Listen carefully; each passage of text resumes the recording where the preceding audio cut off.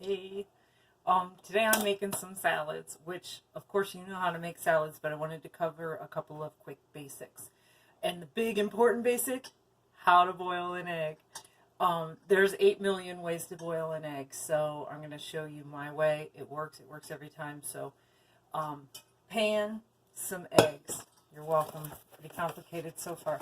I usually put the eggs in the pan before the water. For some reason, I find that it breaks less. Just gently, you can tip the pan, gently set your eggs into the pan, cover them with water, but you don't need to fill the pan. Cover it just until the eggs are completely submerged in water. One of the reasons is that you're just not wasting energy heating more water than you need. Another reason is that it's going to be a lot less likely to bubble over on the stove.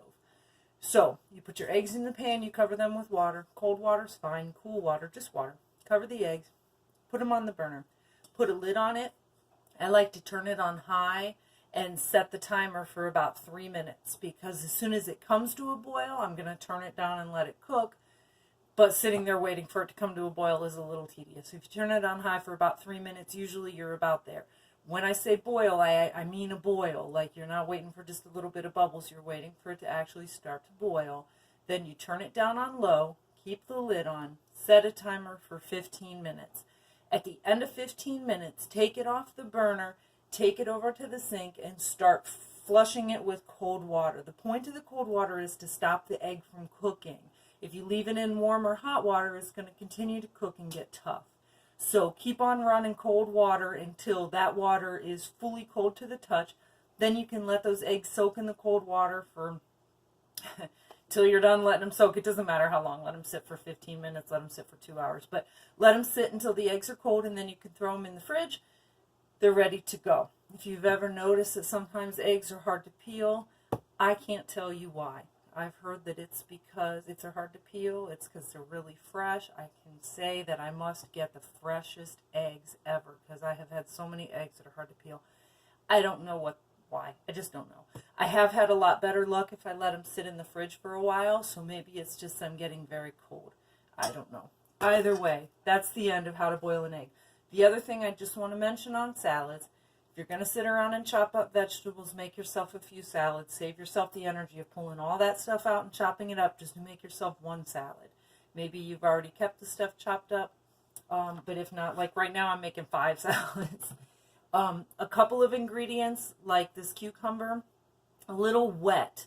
So I'm not going to throw them in a salad unless I'm going to eat it tonight or maybe tomorrow. Otherwise, I'm going to package it separately so that it doesn't get the salad too moist. Same with croutons. You can never throw the croutons on early. They're going to get soft and gross. Cheese, I don't like to throw the cheese on early. It really is best left fresh. So if you're taking it like somewhere else, like to school, package those in a little separate container. The final thing I want to mention is that you can put green peas, or what I'm going to use tonight,